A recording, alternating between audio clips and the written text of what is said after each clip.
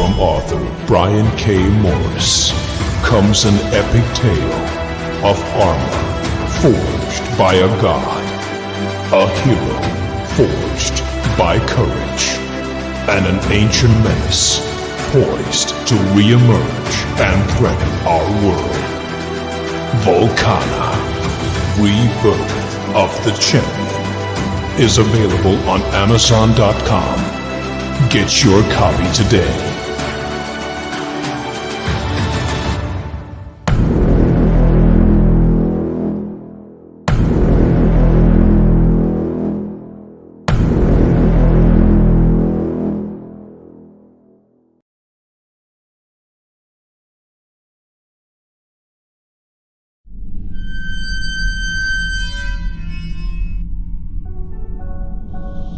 Southwest of Chicago, there is a small, secluded cemetery known as Bachelor's Grove, and it is one of the most haunted places in the United States.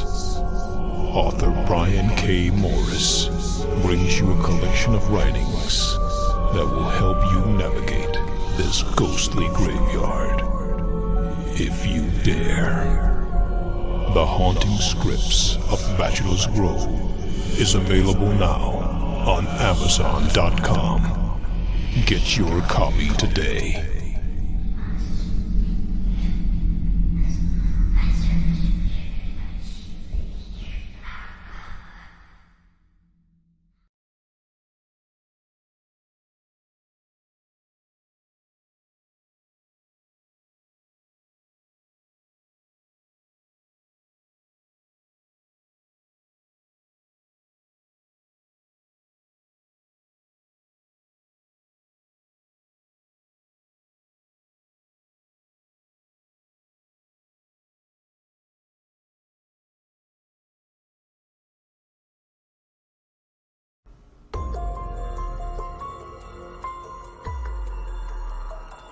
Welcome to Clever Title Pending with your host, Brian K. Morris, independent publisher, freelance hybrid author, award-winning playwright, and former mortician's assistant.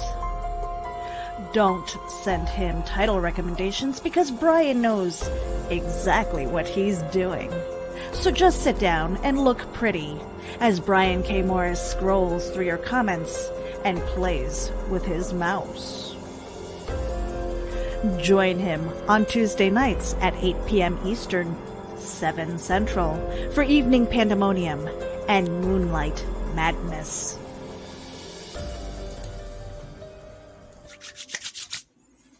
Good evening, everyone, and welcome to Never Mind the Furthermore. Heck, that's the morning show. Tune in tomorrow for that one. Anyway, this is Clever Title Pending with Brian K. Morris. Hey, that's me. This is the October 13th, 2020 edition, and we have got a fantastic guest for you tonight. I'm really excited. And to everyone who's watching us live and will interact with us, we'll welcome you to the show. And to everyone watching us on the repeat or listening to us on iHeartRadio, Amazon Music, or Spotify, welcome to the proceedings. Thank you for your kind attention. If you're watching us on Facebook on the Rising Tide or Indie Event pages, please give that page a like because it helps us get found more easily. Also, if you're watching us on YouTube, please give this video a thumbs up if you like it, and you're sure to. And also subscribe because it helps us a lot, again, in our visibility on the platform. And please ring that bell so you'll be notified of any future new videos that we're doing. And we are going to be doing a series of new videos pretty darn soon. This show is sponsored. This episode is sponsored by Plasma Fire Graphics. You saw their ad in the opening of the show, and the two spots you saw from me were also done by them, and they do good work. So please, Plasma Fire Graphics, when the look of your book matters to you. And this episode is powered by GeekInsider.com and RisingTide.pub. Well, I'm excited for this guy. He had me on his unscripted show a couple months ago, and I had the time of my life, and I've turned into a regular viewer of it. They talk about independent comics and all kinds of creativity, and I'm so pleased to have this guy with me, the head of the Demon Nation himself, Mr. Demon Phil Lockler. How the heck are you, sir? What's going on, Brian? I appreciate being here tonight. Well, I appreciate you allowing yourself to be had. Anyway, for those of members of the audience, one, we welcome your questions. Please start shooting them to us wherever you are in the commentary. Plus, we'll be posting across the screen various comments as they come on, but we'd love to have your questions. And Phil is a busy as heck guy, and he's got a lot of irons in the fire, and a number of them are, a lot of them I'm really excited about in particular. But anyway, Demon Phil, I am going to give you the floor and all the dirt on it. And I'm going to allow you to introduce yourself. Tell these people why you are so awesome. All right. First off, if you're doing questions out there, I want to go ahead and let you know this is my real hair color. So just throw that out there right now. Get that out of the way. Aside from that, yes, I am the founding member, I guess, of the Demon Nation. I don't know exactly how to explain it. It's a group that kind of goes with me, and they name themselves, and I am more than proud that they did so with that. The reason that we have this name is because of the shows that I have. On Tuesdays and Thursday nights, 10 p.m. Eastern, I have Demon Phil's Hell of a Show, which is an interview show where I go ahead and get members of the comic or pop culture industry and go ahead and interview them to go ahead and get to know the people behind the products that they create, just to get a little bit more information on them. On Saturdays, on Saturdays is Unscripted. Unscripted is a different animal than Hell of a Show. Please don't get the two misconstrued on there. Unscripted is only on YouTube, so we can get away with a little bit more. But the reason that I even set up Unscripted, it is a safe space for creative team members to go ahead and have a seat on a panel if we have enough room to do so, or if you go ahead and let me know ahead of time. And we just have a blast. We talk about anything and everything that possibly comes up and just have fun. There may or may not be drinking involved. I can neither confirm nor deny said statement, but we just have fun with it and do all kinds of things that way. So those are the shows. And then I also have my business that I've started up, which is Dark Enterprises, which is digital marketing and management for crowdfunding. So if you have a crowdfunding project and you don't know how to use Kickstarter or Indiegogo, or you're just not familiar with backer kits, you want to make it pop and make it look a little bit better, or you just need that promoting and marketing specialist to go ahead and push you to the top and get some more information out there for you, that's what we do. So if you're interested in that, let me know and I can get you with that as well. And those are the many hats that I wear to go ahead and cover up this natural hair color that I have. Well, I understand that. I think we go to the same barber. So yeah, I'm using mine as a solar panel for a sex machine. That's what I've been telling my wife for years. So anyway, yeah, you've got so many things going on, and I'm really excited by the idea of like lending your marketing expertise to the independent comics community who if they're anything like what I've seen, or like so many people in the book area or any other creative field, they don't have much in the way of training as far as promotion. There's no real one place that'll go out and do it for them like there is for books and other creative entities. What got you looking at doing promotion for independent creators?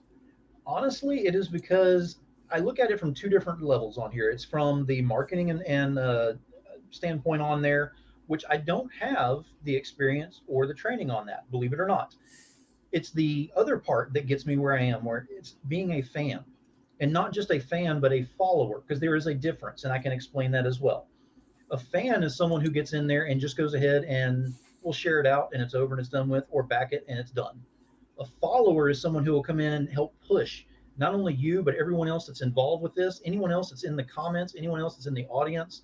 They'll go find the garbage men down the street. They'll let them know you cannot live without this air, which is this particular comic or this particular art or whatever, to go ahead and and jump on board and back in some way, form, or fashion, because support is all different manners of ways. That's cool. That's cool.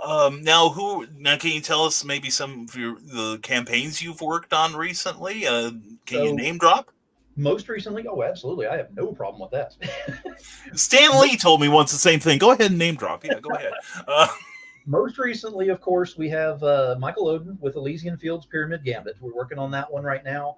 Currently, it is on Indiegogo. It's in its last, I believe, 10 days on this particular campaign, but we're going to extend it another 30 days on there. But we are going to go ahead and move it over to Kickstarter. We've had a lot more people ask us why we didn't go ahead and start with Kickstarter. It was kind of a gamble that we were taking on there. and we're going to go ahead and answer to the fans and say, okay, if you want it this way, we're going to go ahead and do it this way now to finish it out. And it should finish out roughly around the same time that it could be a Christmas gift or something like that as well. So keep that in mind. So Elysian Fields Pyramid Gambit. There's one that launched today, which I am very happy to be a part of, which is Belial 2, Make Mine a Double. Chuck Nice. Pagano and Sean Barbour. And I actually have both of them on a special show that'll be right after this on my channels, where we're going to go ahead and talk about the launch party on that. They've already launched. It's been pushing in a good forward momentum today. It's been a lot of fun. We've had a blast in communication and trying to move this thing up, and they're already past the 50 backers on there. So if you were trying to get a coaster by going and being the first 50 backers, it's already over with. And by the way, backer number 1, baby, woke up at 10 o'clock straight up on the dot and got that bad boy. I could not pass that up. Mm-hmm. So there is Belial 2. And then the other one that I have, which is coming out on the 19th, is from Lone Wolf Comics, which is Night Wolf trade paperback, which is by Rob Multari. And that'll be launching on the 19th. And we're looking forward to that one. And I have a special panel that night, which is going to be very interesting because it's some of the writers that are involved in this as well, because there are a mixture of stories involved. Can't say a lot about it until then, but you're going to be interested to see what happens with it. Oh, excellent, excellent. Well, I'm going to make you an offer live on the air so you can't back out or nothing. Phil, anytime you need to use the Rising Tide Publications page to promote what you do, it's yours, all right? Thank you very much. Because we got to take care of each other here. Oh, absolutely. Yeah. Now, you mentioned that you had like a creative iron in the fire with Belial coming up. Now you're kind of late to the party as far as being a creator, aren't you? Yes, I'm actually working on my own project as we speak, which is first ever. It's a long story. I'll make it as short as possible. You got 2 hours. Go for it. Yeah, it's like over 15 years ago is whenever I started this. So over 15 years ago, let's put it this way, I had hair. So we'll start as far back as then, yes. I remember that. I remember having hair. Go ahead. I'm sorry. So I was going to write a novel. And I had this thing written out to the last maybe 3, possibly 4 chapters. Honestly, I kind of chickened out on finishing it up because you get to that point where you're like, ooh, what if they don't accept it? What if this doesn't go over well? And I just kind of sat on it. I had it stored on not 1, but 2 external hard drives, and both of them corrupted. Oh no. I lost everything. Oh. So everyone has that same answer to it of, oh no. It's all in my head. But since I've been involved in the industry and since I've gotten so many amazing friends, colleagues, and coworkers in here and everything that I'm dealing with directly, they come up with the idea and said, why don't you make it a comic? You're already in the industry. We can help you with that. Let's see what we can do. So I'm officially working on it. It is in the works. It will be published next year is my goal. I'm looking at late spring is what I'm shooting for, to go ahead and have it up on a Kickstarter to go ahead and run. Nice. So I'm definitely looking forward to that one. What I can tell you about the book itself, I don't want to get too much into it because I'm saving that for something else that I'd like to plug as well, which is 101 Tales. Oh, yeah. 101 Tales by Mog Park and Mel. They're working on that. Is the 16th through the 20th, if I'm not mistaken, of November. And I will be on the 18th. Is my date that I'll be on there. I'll find out my exact time. I believe tomorrow is whenever I do my video for it. But it's basically short stories that are brought in there of people who are working on independent works. It's always about making that voice louder by going ahead and increasing it by adding more voices to it. Right. So what they're doing is 101 voices. That's a lot of voices. That gets a lot of attention by the industry and by everyone else outside of the industry. Yeah. So I'm going to have a spot in there, and so are everyone else that's in there. I am absolutely terrified, but I will be talking about my book and what's entailed with it and what you're going to be looking for in there. But the short story is, it is a book about a mage turned vampire. It spans over from the 14th century to modern day, but it does not go over the entire timeline. It's a flashback scenario, if it makes any sense with that. So you'll be going through a particular story here, and all of a sudden you're back in time over here in the 14th century. They'll finish up with a sentence here, you're back in the modern. but the way that I've got it lined up, it works perfectly on there. You'll have to see it to understand. Well, I look forward to that. That sounds good. Now, it sounds like you suffer from a little bit of what it's like our cause on here, imposter syndrome. Yep. Yeah. We've all gone through it. I mean, I've got 7 books plus out, and the first one, before you have your finger on the button to tell Amazon, okay, print it. It's trembling because you realize that you are laying yourself bare to every criticism in the world. But no, I think it sounds great, and I expect it's going to be really super. And if you ever need help with that novel, I know people. I know people who might be able to help you get that novel written. Okay, Exactly. there you go. And then it's the novelization of your comic series. See, another line of income there. Now we've been putting up a link to your merch line. Yes. Please tell us about that. So I am wearing it right here, which is my T-shirt. The only thing I have right now is T-shirts. I am planning on having bumper stickers. We'll have stickers, which should be in my possession the end of the month, if I'm not mistaken. Nice. Working on that. But I'm also working on other apparel to go ahead and have as well. This logo was actually created and made for me by Steph Wilson. So this is the official logo for the Demon Nation. And this is the T-shirt that's available on there. The link is actually on the ticker that's on here. If you need that direct link, you can reach out to me, reach out to Brian. We can get that to you. It is on a friend of mine's page, which is Wendy Stain Shaner. It's her Naughty Fairy Etsy page. So while you're there getting your T-shirt, I'm going to go ahead and say this right now. Look at her stuff and see what she's got available, and show her some love on there too, if you will, because she's got some amazing books and apparel and other trinkets that are on there that I think you might find interesting. Yeah. Hey, see, this is one of the reasons I love this guy. I really do. I'm not just saying that because he's here. He's rising tide. You've said as much about other people as you've said about yourself or more. So, that's one of the reasons we wanted you on here. One of the many reasons. Plus, his shows are what mine want to be when they grow up. Now, we've got one comment here from Christina Witt. Said, Brian, this is for Phil. I always blow kisses to him at the start of his show. That is my girlfriend, and there's hers right there. That's not to you, Brian. That is to her. That's the end of the damn show. Goodbye. Anyway, no, I'm so fickle. No, that's great, Christine. I'm glad you're here. Believe me, we need the support of our significant others. Mine supports mine by staying out of the picture. Anyway, Joe McKeel. Good evening to you, Joe, and good evening to everybody who's showing up live. Sorry, I haven't been able to say hello to you, but that's what the morning show's about. Anyway, Joe McKeel has a question. Howdy, Phil. Are you ready for Halloween? I can't stand Halloween. I don't know what you're talking about. I don't have anything here Halloweenish around me. I don't. I'm like wearing a mask. That's scary enough. yeah. It's like every day is Halloween, right? What the hell's the difference? In answer to your question, absolutely. Because I've actually got 2 parties that we're going to. Of course, being safe and everything. I'm just going to go ahead and throw it out there right now. One of which is family oriented for my girlfriend's side. It's the first time I'll be able to meet her family. So I'm trying to think of a really good costume to meet them with.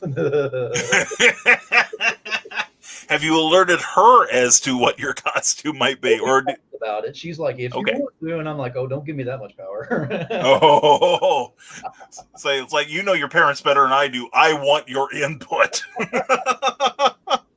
I know what you're talking about. Now, one of the things you do as part of your business empire here, you're a co-owner of a comic shop, correct?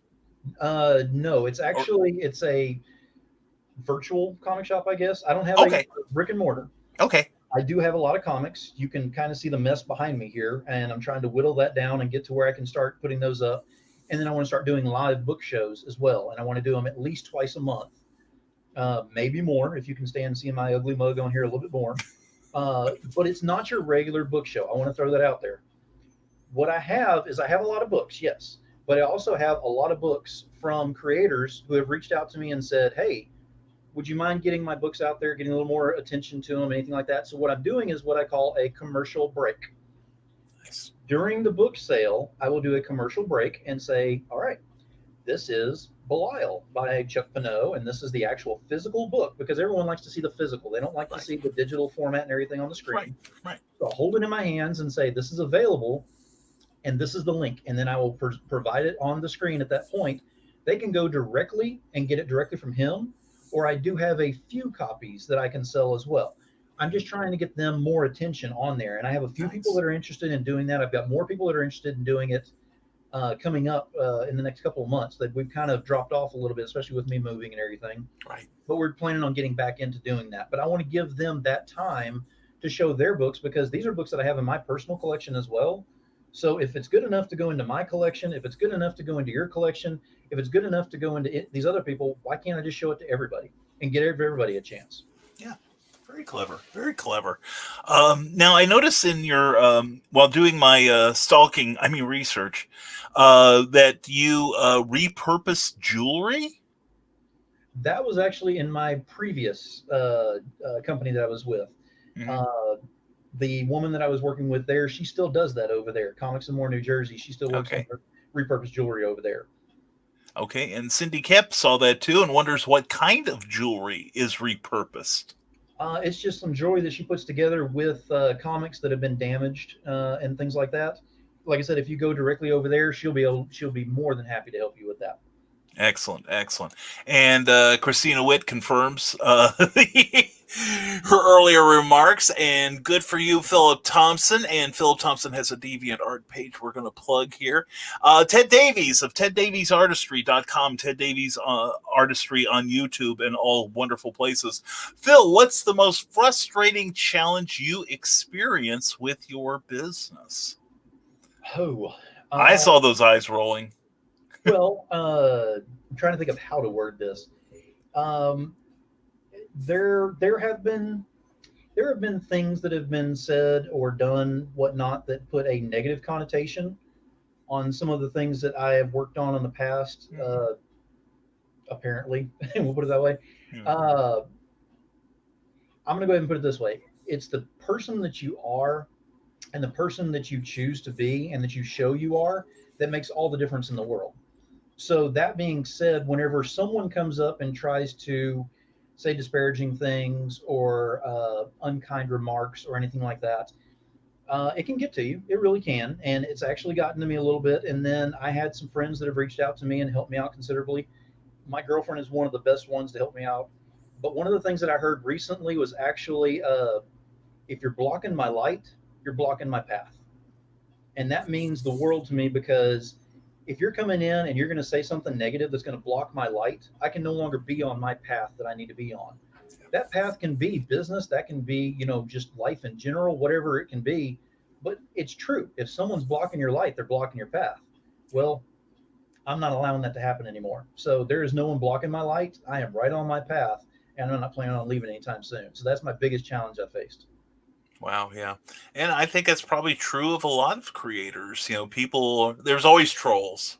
There's always people that don't understand what needs to be done, what is being done. And sometimes you have to leave some people behind. I've said that for years. You can still love them, but your best view of them's in the rear view mirror. So good for you. Now we have a comment here from, and I'm going to screw it up and I apologize in advance, R62 Fu Assassin. I apologize. That's quite a name there. I think it's Irish. Unscripted is a hell of a show that turns south quickly. That would actually be Mog and Mel. That's their YouTube name right there. And yeah, check out their YouTube, folks. Check out their YouTube. Subscribe and like. Yeah, Unscripted is a very different animal. The origin story to Unscripted, actually, Jim Noble was actually one of my guests. He is one of my best friends on here. He is, between him and Luis Torres, were actually the first two who gave me the peek behind the curtain to get me involved in this industry. So they're the reason that you see my face on here so much. So, send the hate mail over that way. I apologize. But put them on your Christmas card list. Exactly. I had Jim Noble on my show, and if you know about Jim Noble's work with Totally Rad Comics, you can't show a lot of his covers because they're very risque. So we'd already talked about it and said, okay, we're going to show this part on Facebook will run an hour, and then we're going to go over to YouTube and show the rest of your stuff, because on YouTube I can get away with more. So we got over there on YouTube, and an hour became almost 2 hours, and we had a blast. We were laughing to the point of tears. He said, we got to do this more often. I said, okay, fine. I can, scrap my Saturdays and do this. I have no problem with that. This sounds like a great time. Then we started getting more people involved. Now it's gotten to the point where people are contacting me saying, do you have a seat available?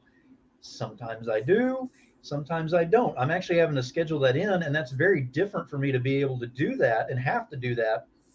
But it's amazing, and it's very humbling to me to have to do that, because that means they actually want to be on that show and have fun, because this is not an interview show. This is not a professional show. I don't play a professional on this show at all.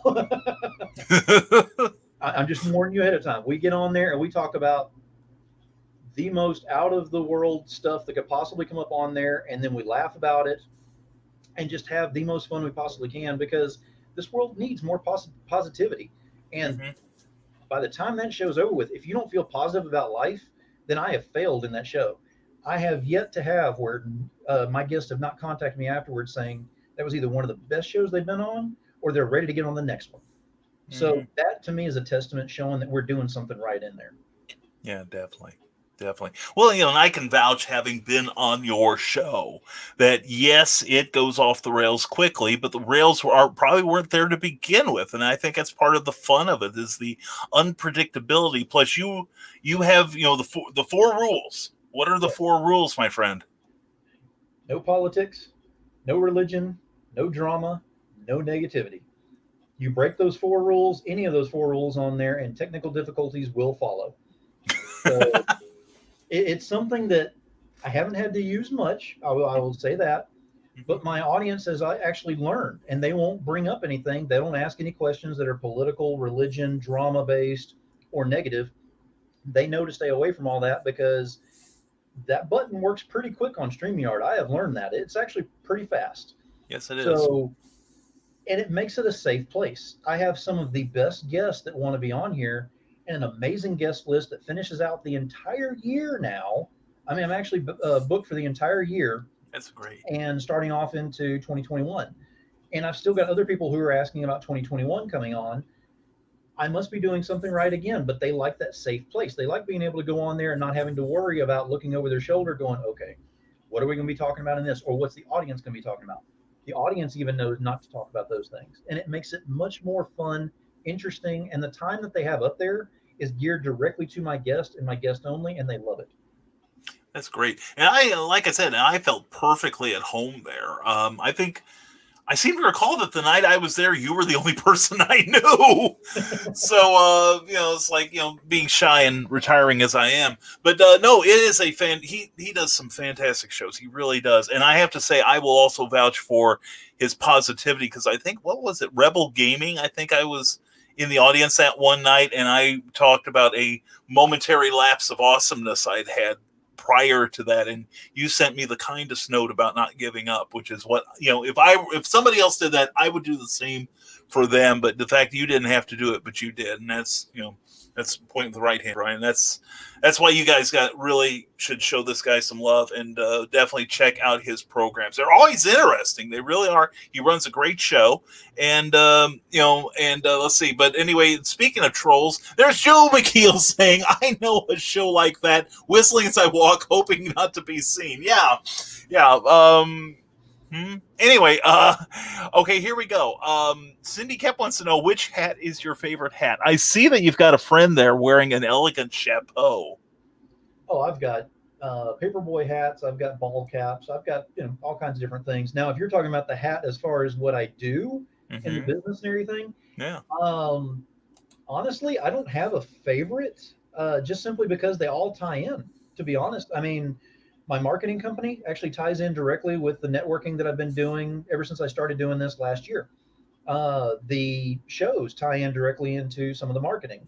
I mean, it's a back and forth scenario that's on there, and it all ties into the fact that I am a fan first and foremost, always have been, always will be, and it's all about the passion that's put into the industry. So why should I be any different and not put my passion into what I do?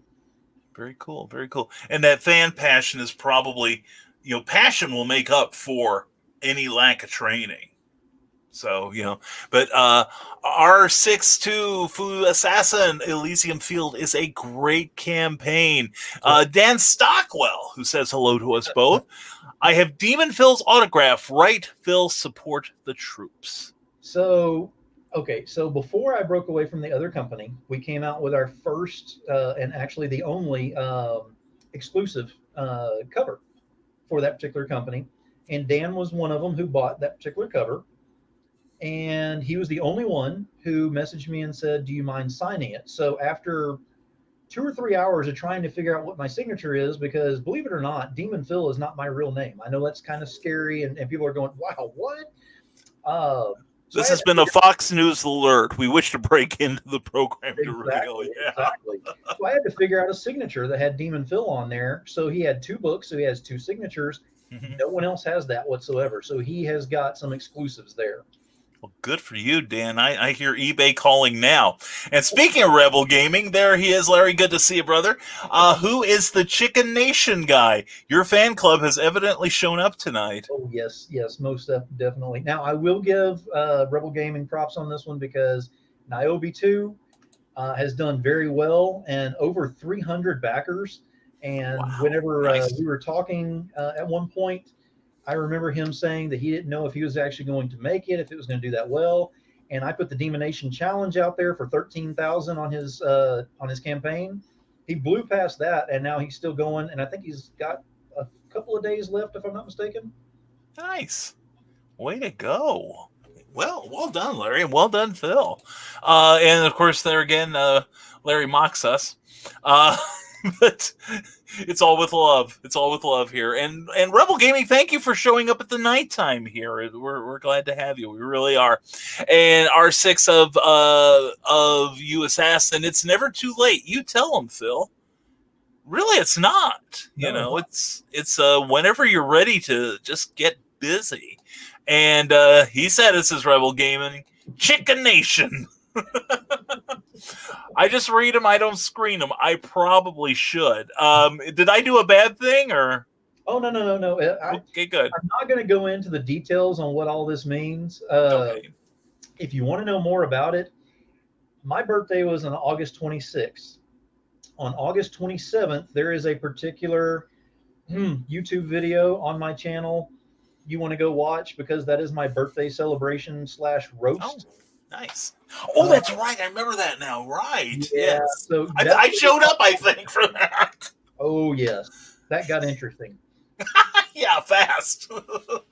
That was good stuff. Yes, it was. Yeah. Because I got to leave.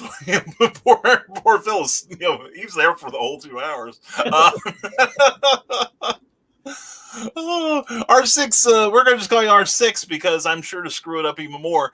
Thanks for reminding me. Need to get another external. There we go. Yes, always have your backup. Always get your ducks in a row when it comes to this electronic stuff. And Mog Life says Rebel Gaming. All right. Now Cindy Kemp wants to know, and she's talking to us from YouTube. What's your favorite genre to write? So, the favorite genre for novel scenario on there is paranormal erotica. Is my favorite on there. Paranormal or things that go along with that is my absolute favorite to read, to tinker around with writing and everything. So therefore, it just made sense with the comic to go ahead and go that direction on there. So it's going to be not mature rated comic, but it's not going to be, a Sunday Funnies scenario by any means either. Right. Well, R6 now says, thank you, Phil, for the 101 Tales plug. November 17th through the 21st. I almost had it. I said 16th through 20th, and, I'm old, so I just forget everything. Yeah, well, you think you're old? Get the hell off my lawn. In fact, wasn't that one of the discussions that somebody couldn't believe I was old as I was? I seem to recall. It's all coming back now. And Christine Witt, yes, he is terrified. But R6 says, don't worry, Phil. We'll hold your hand. And I hope he's not talking about holding your hand because he says he can't wait for that. And Russell Allen, I think you know Russell here. So Russell has got a book coming out, and that is part of the title right there, Xeno Titan. So make sure you put it in correctly that way. If you look for it any other way, it won't show up. That's Xeno right. Titan. That's how you have to look it up. That's right. If you don't sound like Max Headroom repeating that, then you're not doing it correctly. Yeah, well, I had an interview with him recently, and he was so astonished that I could say Xenonanite Titan so easily. It's like every day I say my Sharona Miley Cyrus Peter Pandemic. It's like, it's like once you get that down, it's easy. Exactly. And Cindy Kep says, going through imposter syndrome, living there. Yes, it's a regular struggle. I will put it that way. In fact, I've reached out to several people. We've had several conversations, and just in dealing with just the hosting of the shows, not necessarily other things per se, but just the hosting of the shows. It's just a matter of sometimes I think people could be doing it better, or there are better people that could be filling my shoes, taking care of this. And every show that I have one goal in mind. Everybody has an agenda, is what everybody says. Okay, I have an agenda. My agenda is I want to make sure that whoever my guest is either makes a sale, gains a contact, some form of networking happening on there, or at least they're so widely known on there that they start getting more followers, or people are starting to show interest in them while they're on there. I have yet to have one show that I've done, 122 interviews that I've done. I looked it up. 122 interviews, and not one of them have any of those not been made. Not all 4 per se, but at least one of them. Every time that happens, that is a win as far as I'm concerned, and I keep going to the next one. That is my push. That is my fuel to keep going with this. Because sometimes you'll get going and you'll be looking at your schedule going, oh, I don't know. I just not feeling it. I don't feel like I'm going to give 100% on this. I don't know what's wrong on this. And then you have the show and you're like, I don't know what just happened, but that was one of the best shows I've had so far. And it just kind of runs not in autopilot. I will give credit to my audience, because my audience gets in there and they will, well, I'm not going to give them that much credit because they'll get all big-headed, and then I'll start having all the kings and queens gifts and everything put up on there because Russell's out here right now. I know he's waiting for it. But they will go ahead and at least give that push. I don't have, I'm not shy by any means. I have plenty to talk about with my guests, and I give them their time that's up there. But I always make it about the guests, and I always make it about their time being up there. I don't like talking about myself. This, with me doing this tonight, is totally out of my normal. Case in point, whenever I had my birthday celebration, people that know me know whenever I had my birthday celebration, I did something totally different. I did a birthday wish for my birthday celebration, and my birthday wish was go and find as many crowdfunding things as you can on Indiegogo and Kickstarter and make those dreams come true. If they're close to being funded, make them come true. If you don't have the money to back them yourselves, support. Go out there and hit that share button. Go ahead and post it somewhere. Share it over here. Go talk to the neighbor. Whatever you got to do, make those dreams come true. In that 5-day period that I put that challenge out there, I went back and looked at a bunch of these Kickstarters and Indiegogos that were on there. I want to say there was at least 13 or 15 of them that were fully funded by the time it was over with. Whether that was my wish or not, I'm taking it at that because I put that challenge out there and I said, let's get that voice out there. Let's do something different. Let's show that we can take something that's close to being fulfilled and someone's got their wish right there, and we go ahead and do something positive and make sure that they get that in life. Because not everybody does. That's true. That's true. That's great. That's a beautiful wish. And I think I signed up for a couple that night myself. And the thing is, the kind of show that you do and I do, just because they don't catch it live, shows like yours are evergreen. You can go back a couple months. It's still good. Just as good as, the show you're going to do tonight. And I do want to say, not just, just because Phil's here, I'd already planned this. We will try to cut off before Phil's show starts. And I want as many people as possible who are watching us live right now to go over to Phil's show and show Chuck Pinot and everybody there some love. All right? Because those are our people too. All right? So we are not out in competition with anyone. So Oh. no. We're you've helped me. I've tried to do my little bit for you. So it's like it's seriously all good. And Dan Stockwell says, Russell, look like we don't need security here. So, Comic Unity Online Comic Con Yes. just ended Yeah. about an hour ago or so. Oh. It seems like they just started and they finished up the campaign and all. It did a great job on there. If you weren't familiar with it, I'm going to strongly urge you not to miss January. January is the Naughty Fairies Online Comic Con 2, because that's how this all started. In January of this year, whenever Wendy went ahead and started the online con before the pandemic hit and everything, she had the foresight to look to do something different. It is not just a campaign. It is not a Kickstarter alone. It is an event. Okay, that being said, what Russell says, I mean, what Dan says, and Russell said something over here too as well, trust me. I saw it. You have fun with it. You create memories. You create those events in there. Now, the memory that we created that has me involved in this is I got tased a few times by Russell, who enjoys tasing me a little too much. Oh, God. But the good news is, at least there's no residual effects. I mean, everything's fine. I barely feel anything at all. Mm-hmm. Yeah, I just bet. Wow. Yeah. I have friends who work on the with the police, local police force, and they said they'd rather, they have to go through various forms of unpleasantness, before they're finished their training. And one is like getting sprayed in the eyes with pepper spray at close distance, and the other one is getting tased.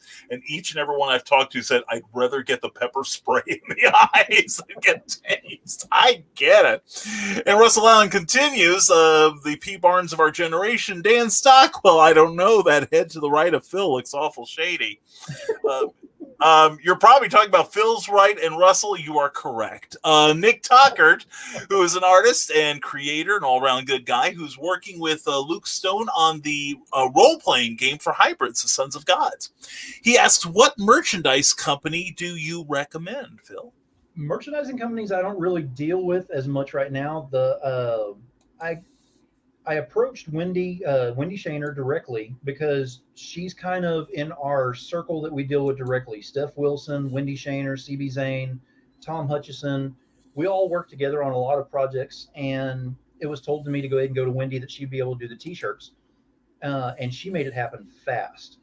And like I said, they're still up and still running, and these things are soft as you could not believe. I'm trying to keep my girlfriend from stealing mine. She's already stolen enough of my shirts, but this is the soft one. I'm keeping this one.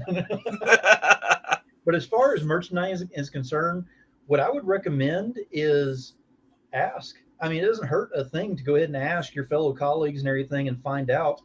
By asking on here, other people will see this and try to look into it and whatnot. But Wendy Steen Shaner is one that you probably want to look into and see what she has available and what she goes through, because these things are amazing. Cool. Very cool.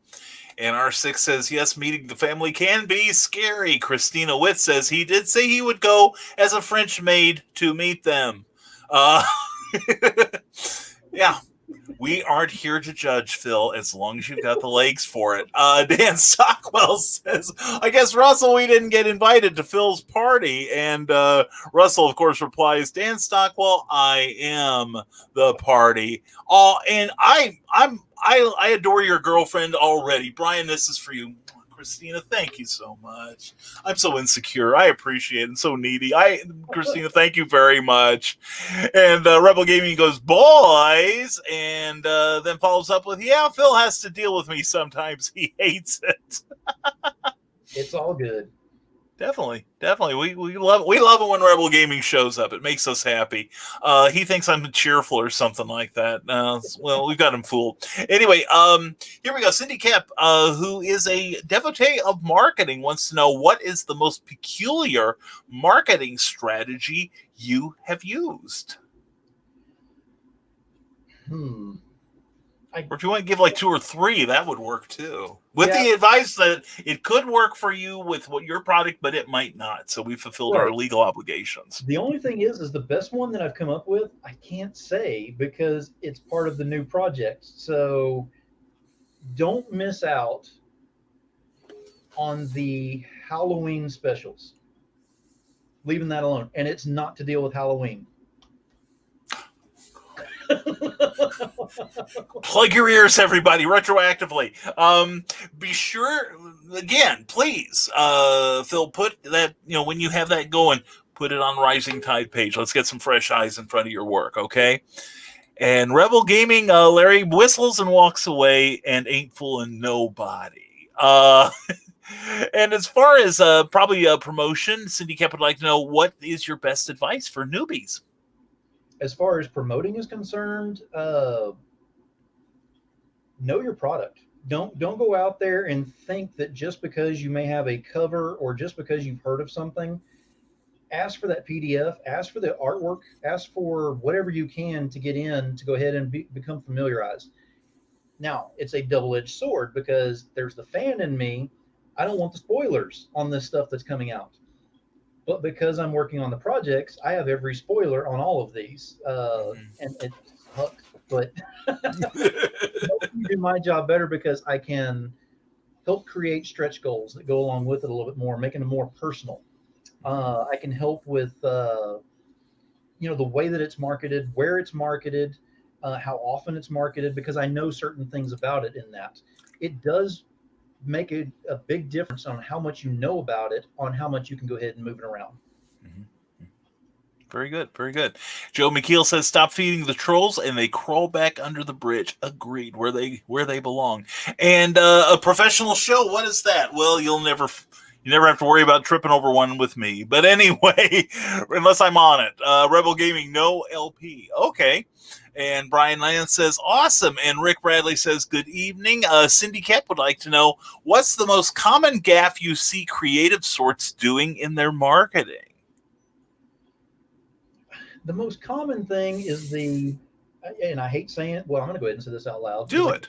The blanket shares. Whenever you do a blanket share, what that is basically taking and saying, okay, I'm going to share this to 87 groups, and all it is the link to go ahead and go to it. What that does for me as a fan, this is not even the marketing side, as a fan looking at that is, I'm tired of seeing it. I just want to change the channel. Let's change the channel, look at something different. You have to personalize it. You have to put something on there that has a catchphrase, something quick, something easy. Create a hashtag that people can go ahead and notice automatically is going to be attached to those kind of things.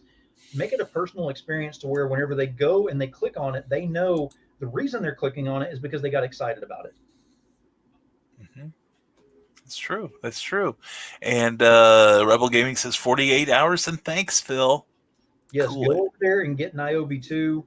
I did a book review on Niobe 1 several months back.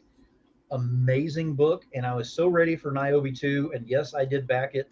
Can't wait to get it. I'll be doing a review on that one, but you need to go over there, and if you haven't gotten either one of them, get the catch-up package and get both of them there, but you need to have Niobe. Yeah, it sounds good. I need to do that myself. Rebel Gaming, put in a link to the Kickstarter campaign right now. All right, in all seriousness, let's see what the Nevermorians can do. Because I've seen some of the art that he's shown already. It's gorgeous. It's gorgeous stuff. Dan Stockwell, you have to watch out when you go to cons. Phil likes to take VIP. I did not steal that VIP, nor did I go ahead and step in line. Russell tased me for no reason whatsoever. I was getting out of line because Miss December Lace was body slamming people through a table. See all the fun we have at this event? I mean, there's all kinds of fun you miss out. That would save me $20 downtown, I'm telling you. And Joe McKeel says, "Brian, that rite of passage of officers is affectionately called riding the lightning." Well, mine better have training wheels. That's all I've got to say. And Cindy Kep had a question that actually I was thinking of asking was, how do you come up with all the crowdfunding level perks and stretch goals? And that really the rewards can make or break a campaign. Absolutely. Oh, I wish I could tell y'all some of them that I've come up with, because coming up on the future campaigns, They're so different. I don't think anyone else has ever used them. Now, of course, I'm a backer and a quote unquote super backer for a lot of things that are on there too. People like, and I'm going to go ahead and name drop Matt Do it. Knoll, Death Cannon with Tales from Nocturnia. Whenever they do a leather dragon mask that no one has on there, well, absolutely, no one has that thing. It's amazing. I still want to get one. I'm going to figure out a way to do that. But they had the wooden stickers. Wooden stickers? I mean, I was thinking, okay, it's the look of wood. Oh no, they're like solid wood. He got them in and was showing them on a live show and tapping them, and they're solid wood stickers. Wow.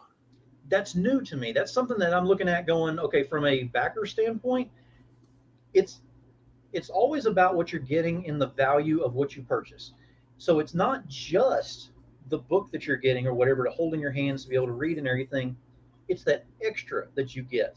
And it's not something that you have to have extra per se. It's what they put in the thought process. It's what you go ahead and you say, okay, if you're going to get this, I'm going to take you to the next level and make sure that you're no longer a fan, you become a follower. I am a follower of Matt and Steph because of what they do. And that's kind of an example on there because of what they do. I'm looking forward to seeing how they're going to push that envelope each and every time and do something new and different. That's awesome. With Belial, whenever they said the first 50 backers get that fancy coaster with Link on there, I set the alarm on my thing over on the side. I'm not missing out on this. And yes, backer number one right there. I couldn't miss out. And yes, it's a coaster. It's not worth that much. It's not heavy. It can't really do a whole bunch. You can't really put a drink on there because it'll mess up. But it's something new. It's something different. Something that has bragging rights and that I can show off. And that's what you want to look for as a backer. So you have to put yourself in the backer's shoes anytime you're doing the crowdfunding things in this and go ahead and say, how do I take this to the next level? Stickers, bumper stickers, bookmarks, those are normal. How do you go ahead and step them up? How do you amp them up? And there are ways of doing that. Again, know your product, and then you'll be able to see different ways you can go ahead and say, okay, I can take a bookmark from here, and then by the time we get done, figuring out what we want to do with this, we'll have it up to here, but the cost is still the same. Mm-hmm. Because you can look into those things and try to figure out maybe it's just a different way of the artwork being on there, or maybe it's a catch slogan that you put on there. Something that has it where it becomes more, I guess I use the word psychological to it. It's like I can't live without this. I have to have whatever this is. I need to make sure this project comes to life so I can get all of this stuff. And that's where you need to have that. That's very good advice right there. I hope you guys are taking notes. And Tina McInnery is here. TinaHasM.com. Good evening, everyone. Lots of good info being shared here. That's why we wanted the demon here to give us all of his wisdom here tonight. Joe McGill says, since you are writing comics now, what comic character would you revision and what would you change? Is there a favorite comic character that you would love to take a crack at? And what might you do differently than the previous creator? Well, I mean, to give you a little bit of backstory, I was major into Marvel for the longest time. And then I fell into the hole, we'll call it that way. You have to buy this comic, but you go to this page and it says, in order to understand more about what's going on, you have to buy this comic and look at this page. And it's only a page that tells you to go to another page. It goes to another page. My pull boxes at my comic shop that I was using at the time, whenever you look at it going, I've got almost a full short box here. What is going on? There's something wrong here. It's only one series and I've got a full short box. This can't be good. Whenever they do things like that, it kind of irritated me and got me away from Marvel. However, that being said, I would love to, again, the paranormal and all that, I would love to be able to take Morbius. Morbius has a story in Marvel that wasn't really fully evolved the way it should have been. It kind of got stale, and they kind of just started evolving around the characters that he interacted with more so than his actual story. If you could actually delve more into his story and do the backstory, I love doing where you're telling the story backwards but staying in a forwards motion. That way you can kind of keep up with, this is modern day and everything, but this explains why he's acting this way. This explains why he reacts with this. This explains why he only wears this color during this particular week or whatever. There are things that you have to look into with your world building that you can go ahead and set those Easter eggs in there and then go back to them and build off of that. And Morbius would be one that I would love to be able to do that with. Now, are there any writers that currently that are doing that kind of storytelling for you? Not and not just the mainstream either. Feel free to go for some Uh, indie books. as far as indie books, I mean, there's a lot of things that have been amazing. Most recently, of course, Anessa Skander with Ava. That Yeah, was phenomenal book. that's a good looking book. You don't expect it, and I'm going to go ahead and how do I put this? It's got a political tone to it Mhm. without being in your face, so it's very subtle, which I do enjoy because I can't stand in your face and you will submit and you will do this and you will change. I don't do that kind of stuff. Right. But the way that she did that one was very good. And again, I don't want to give spoilers away, but you definitely need to get a hold of that book. And in fact, I actually have 8 copies of it because I got the retailer package, so I do have some available. We might have to talk. But there's that one. Of course, I will say it right now, and it's not just because I'm doing the marketing for the campaign, but Belial. The reason I'm doing the marketing campaign on this is because I believe in it so much. Because when you're having a bad day, and I mean a bad day, I can pick up Belial and go ahead and read it. It's right over here on the side. I always keep it next to the bed. I can go ahead and read into that one, and I automatically feel better about things because it's just got that demented humor into it. It's so well written and so well played out on there that it just kind of takes your day and goes, it was negative, but you know what? It could be so much worse whenever you're in hell. So you're not actually in hell, and hell can be fun too. So there's kind of a back and forth on there. It throws things around so much that it's so lighthearted that whenever you get done reading it, you're like, I can breathe again. I'm good. I think we can go ahead and go on with this. So Belial is definitely one that I recommend as well. That's There are fantastic. so many that I could recommend. I could go through such a list with so many books that I've got. Henri Compton has got his book with Yi Sun Shin. If you're not familiar with Yi Sun Shin, I don't even know where to begin on that one. It caught me by surprise. It was actually one of those things that I enjoy uh, the Orient. I enjoy the old martial arts and samurai and ninja and stuff like that. So this one threw me off because I thought that's what I was getting into, but it's actually about the Korean side of the war. I didn't know anything about this, and this is based on historical events as well, not completely historical, don't get me wrong, but historical events. So whenever you get done reading this, you learn about history, but it is amazing in how it is told on there. And I'm going to tell you this right now. Book one, what the forward was done by Stan Lee. If Stan Lee does a forward on something, it needs to be in your collection. So Henri Compton, Yi Sun Shin, get it. Seriously, fully painted art and terrific adult story. And it's not there's violence in it. Yes, there's sexuality, but it's not sensationalistic. That's one thing. I've been recommending Yi Sun Shin for a couple of years now. Henri's a buddy of mine too, so he's a good guy. And if you're Uh, looking for a good horror book for this time of year and everything, mhm, Burlap. mhm. Jesse Bear, Burlap. The series is out right now. He's planning on releasing the Burlap. I can't remember the name of the actual, but it's the prequel that kind of builds you up into what's going on with it, and that should be coming out next month if I'm not mistaken. But Burlap is one of those that it's an anti-hero, but not your regular anti-hero. So this is not a Deadpool series kind of book that you're kind of going, oh, root for him. Oh my God, did he just rip his head off? Oh, okay, good for him. It's a bad guy, but wow, that was kind of no. Okay, that was good. He was a really bad guy.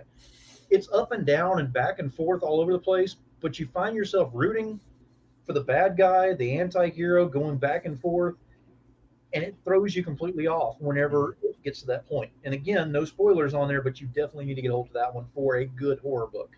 Mhm. Very, very cool. And folks, we're running to the close to the end of the questions. Please keep them coming because we still got Demon Phil for at least another half hour, I think. Then we got to let him go do his job. But we want to keep him here as long as possible and drain him of every ounce of information we can. Brian Nance, glad to have you here, and hello to everyone who's been on the show so far that we haven't said hello to. All right, Brian Nance would like to know: should I make a hashtag for my book before it finishes? Yes. And what you want to do is you want a tagline that gets attention. And I mean like gets attention. So Elysian Fields, Pyramid Gambit. The hashtag that I come up for that one is fight for death. Hashtag fight for death. Nice. Normally you see fight for life, but this is the abyssal tournament of the damned. So it's fight for death. I mean, you're actually trying to fight for the rule over the netherworld on there. So it kind of has a play on words with that. But whenever you see that and you put that on everything that you're posting out there and it goes along with it, it just constantly gets in your head going, okay, wait a minute, this is fight for death. What does that mean exactly? And then you start kind of looking into it going, wait a minute, this actually has a little more meaning to it than I thought it did. It gets that interest going. You got to get the interest going, get that head nodding. Very good, very good. Now, we've talked a lot about the difference between indie and mainstream comics, or we've touched on it a little. What do you think indie does right that the mainstream doesn't? So honestly, as far as, and this is my opinion on this one, and my reason that I push indie so hard is because mainstream has people. They have entire skyscrapers devoted to marketing, promoting, development, character, world building, everything. All of that's in there. Everyone else takes care of all the other things, and they have a building for this, a building for that, and so on and so forth, and it all makes it out good, great, wonderful. It's there. My thing with indies, how much passion do you have to put into your work to make sure it gets on that comic shelf or gets in someone else's hands?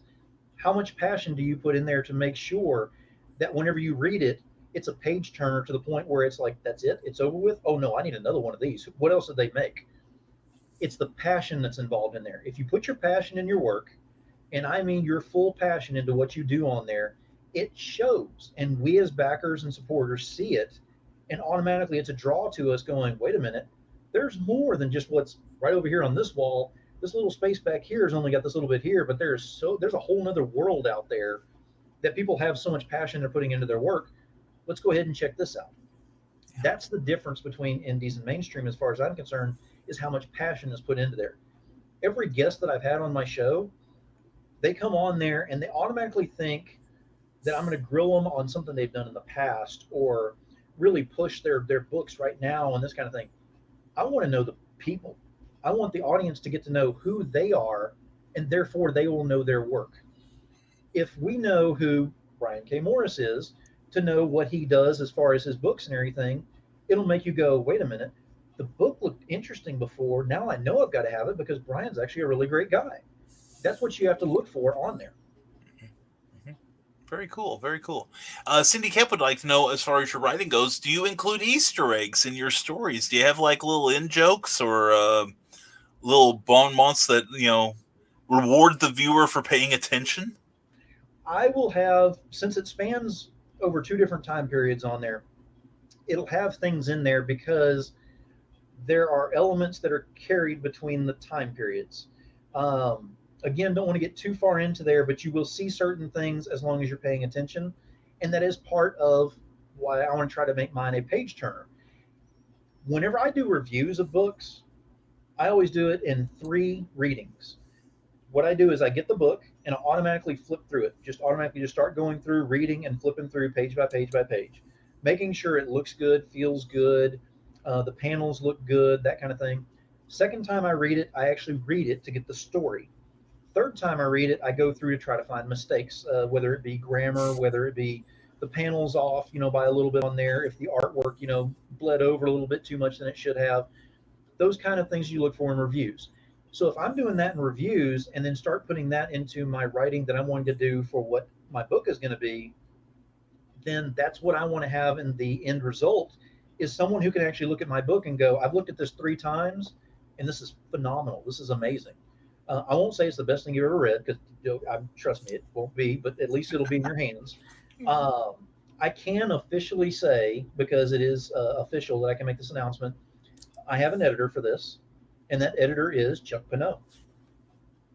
Best in So the I couldn't business. think of a better editor to have on this. He and I have worked, um, not officially on some other things, but have worked together on some other things. And he approached me and said, "Hey, if you need an editor, I know a guy." Beautiful. And that's a nice thing, like with novels and such that, like you said, we have the ivory towers that are filled with people. Their whole job is as support to the creative teams in the mainstream. But we've got access to the same kind of support in the indie leagues too. You can hire editors. You can hire people who will. You can even hire people, who will like manage your Kickstarter campaign and such, who will teach you how to sell your book. It's like it doesn't have to be a one-man show, and it's like you don't have to do this whole thing alone. And like you said, all you have to do is most of the time just call out for help, really. And we kind Yeah. of talked about, the experience that I have and what I do with the marketing and all. What I want to go ahead and let you know is I have 26 and a half years of retail management experience. Mm. In retail and in selling and everything, I have various awards. I mean, a lot, because I'm very, very good at selling. I'm very good at doing the retail part of that. The problem is, retail is no longer geared toward the customer.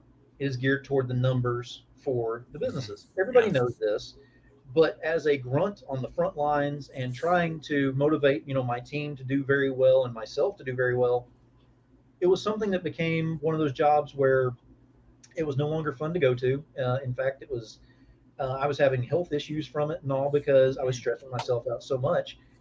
But what I can do with that is I can either stay with that and hate my path at that point, or I can go in and adapt and change. So the pandemic actually had one positive in this is that it actually forced me to go ahead and say, okay, I'm not working right now. What am I going to do? I want to go this direction. I'm scared to death. I'll put myself in front of a camera and we'll see what happens. Mm-hmm. Whenever you go ahead and you make that leap and you change your path, it is terrifying, yes, but the benefits can be amazing because you take what you know and you adapt it. So all of the training that I've ever had, all of the training that I've ever done in retail, I now use that in my marketing. So again, the head nodding, as long as I can get you to agree with me, and hopefully everybody out there is listening right now is kind of going, oh yeah, I agree. I can see where that's happening because I see Brian doing it every once in a while. The more you get that head nodding over there, you're closing the sale. And you should always be closing. So you're always constantly moving to this point where it's like, okay, keep moving, keep moving. Okay, we're good. Mm-hmm. It doesn't mean that I'm trying to sell you on something you don't need, don't want, anything like that. I'm not doing that by any means. That's why I say support is so many different levels on there, not just financial. Mm-hmm. But if I can get your attention, if I can get you moving, if I can get you excited, that is what I like. And that's what I enjoy in my job. And that's what I think I'm very good at in doing in the marketing side of this. So that's what I look at doing with this. Now, you mentioned selling and such. Do you have any selling heroes? Are there people whose maybe their work you might recommend as a good training ground for learning how to sell yourself and what you do? I mean, or you school of hard knocks? well, no, I mean, yeah, pretty much hard knocks. But I mean, the number one person that I had to train me, to be honest, is my best friend, which is Gerald Sanders. Um, he's back in Texas. He and I worked together in Blockbuster, and he was not one of those managers who would coddle you by any means, but he and I ran the most amazing stores, and it irritated other stores because we're supposed to be dead last in the district and we're taking the number one, number two spot on a regular basis. And those stores that are supposed to just be having it because of their location got upset that they actually had to work for it. Which fueled us even more because Gerald would even tell me, he's like, they think they're going to take us next week. What do you say about that? And I'm like, bring it on. Let's do this. And we get excited about it. So Gerald is one of those that he never let me give up. And that is huge because you can't. Anything that comes in your way, in your direction or whatever, if you look at it and you go, yeah, that's too tough. I don't think I'm going to be able to do that. I'm going to have to try something different. Well, you can't. You can adapt and try something different, yes, but you can't just sidestep and try moving on in a different direction. Take the tools that you've got and push forward. And that's what I've learned to do with this, and I thank Gerald for that. Very, very cool. Very cool. Now, Cindy Cap has another great question. Who's the artistic sort who is your greatest influence or inspiration? You have a lot of people on your 3 shows every week, different disciplines, writing, inking, coloring, whatever, what have you, pinups, covers, editing. Are there any of them that you listen to them and go, I want to keep doing what I'm doing? Absolutely. Far too many. I mean, We got time. We do them all. Oh yeah, no. I mean, I could start off with Luke Stone surprised me, and to surprise me in this industry takes quite a bit because you're around quite a bit, and all of a sudden they hit you with something, and you're like, "Where'd that come from?" Yeah. Whenever he just goes ahead and sits down and starts penciling something, and the next thing you know, he's inking. And I'm just looking like going, wait a minute, we were just talking about an idea of something, and all of a sudden, here you go. To have that talent, that means a lot to me, and I respect that quite a bit because you can see it in here, you transfer it to the page. And what I've learned in this industry by being behind this curtain for a little while and all is what all it entails to make a comic. Because you go to your store and you pick up a book and you look at it or whatever, and it's, it's pretty, that's a good story, and I think I'll go ahead and buy this. You don't think about what it takes because there's an idea that goes to paper that looks like scribbles. Somebody takes those scribbles and does edits on there. The edits come back. You go to pencils. Pencils become, we could do better on this. Let's tighten this up with inks. We look and do an inks on there, and then all of a sudden the colorist goes, I could take that and make that much better. And they change up the whole thing from the where it started at scribbles sometimes. It all depends on how it's taken on there. And I love seeing that. And Luke is one of those that he can take the idea, put it to pencils, and immediately take it to inks. And I'm just sitting there going, claim, yes, please, mine. Yeah. It's amazing work. So I love whenever he does that. Mm-hmm. Seeing some of the people doing the digital that they're doing, because doing the pencils to paper is one thing. And whenever you start talking about digitals, it almost, I'm going to be honest, whenever I first started hearing about it before looking into it, I was like, oh, that's cheating. Not so much. Yeah.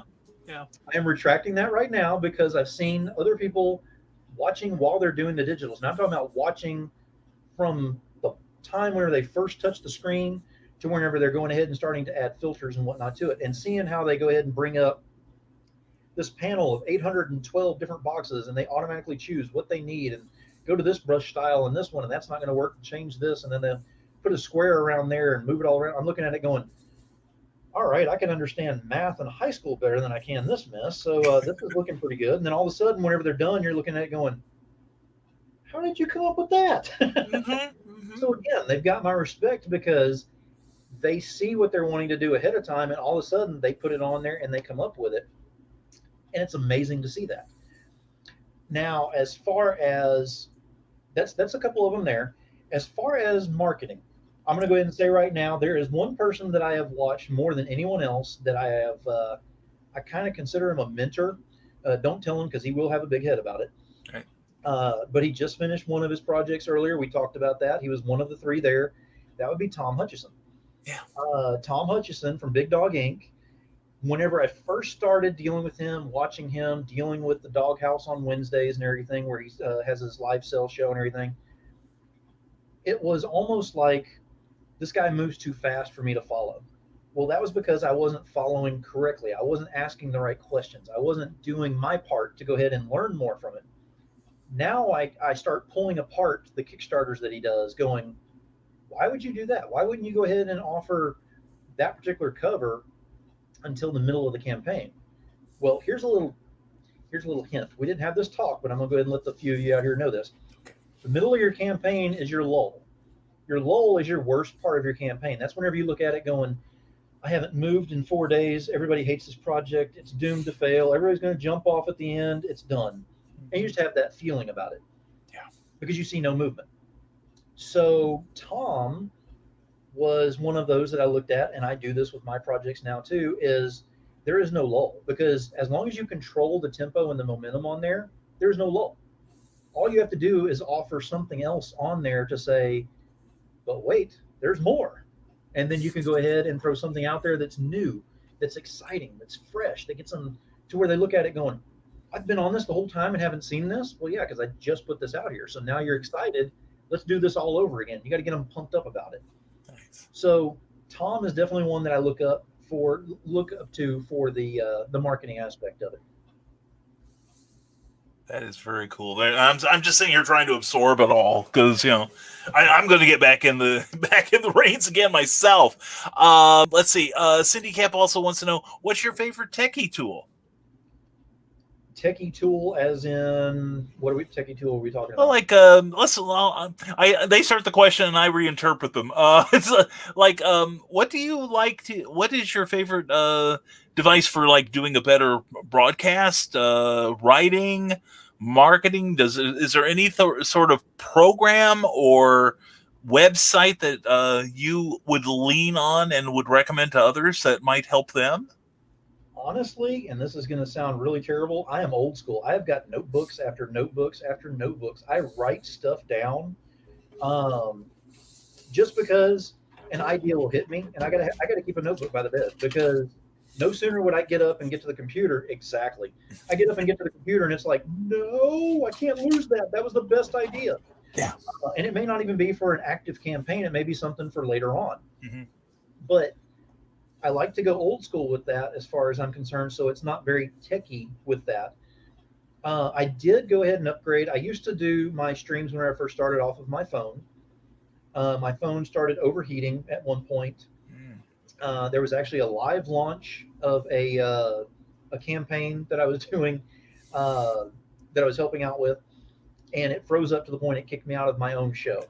Oh no! At the time of the launch, at the time of the button, which devastated me because I was like, after all of these months of preparation and everything for my first official campaign that I've helped out with, nothing. Yeah. So I had to deal with that. So I was like, no, I got to get a camera. I got to get something better for that. And I've got one now, and I'm planning on, I won't say upgrading as much, but just going ahead and kind of playing with getting something bigger, better, because I am moving on faster than I expected. I mean, more and more people are expecting me to stick around. I don't know why. I appreciate it. We need you. That's why. But I'm definitely planning on, trying to give the best results I can for the shows that I have. That's why with my intros, I've set up the intros the way that I have. And I've got to give props to Meredith Lockler. She set up my intro for the hell of a show on there. And I'm going to say this right now, and I will name drop this one all day long because of his affiliation with rock music, metal, and everything. When I had Brian Polito on my show, and I can see everybody in the background whenever I'm, doing my show and wherever it's launching and all, I can see their reaction. Every time I do this intro, everybody's back there just jamming. Whenever I had Brian back there, I was thinking he's just going to be like, whatever type thing. He's back there and he's throwing up the horns. He's like, ah, he was having a laugh. Whenever he got on there, he was already like, oh, that was the greatest intro. And I said, well, I was actually thinking about, changing something up on there. He goes, oh, don't change a thing. Leave it as is. And I'm like, oh, well, Brian said so. It's done. Yeah. So Meredith, Betcha. Yeah, Meredith did that one. And then Lisa Malone did the one for Unscripted right now. And we're working on, I just want to fine tune it a little bit. It's going to stay the same, but I want the countdown to roll in a little bit smoother on there. I just want it to be as professional looking as possible, not for me, but for my guests, because whenever they come up, it needs to be all about them. And I'm trying to figure out better ways of doing that. On top of that, I am trying to figure out a way currently. And if you have any ideas, I will take ideas. I'm going to go ahead and ask for it right now. I need something to go ahead and show my schedule for the month, so that I can go ahead and put that up on my pages, on my groups and everything, and show that off so that everybody is aware and gets excited about what I have planned out. The reason I want to do that is because, again, the excitement right then and there, but also it's a reminder to not only me, but my guests of when they're coming on, when we're going to be having the shows. Because my shows are on a definite schedule, I deviate every once in a while, only because of special circumstances, or because the last week of October, I'm going to go ahead and do a week-long series of shows, all based on horror. Every single show has something to do with horror that's on there. cool. And then we're going to finish it up with a special unscripted on the 30th, which is a Friday, not Saturday.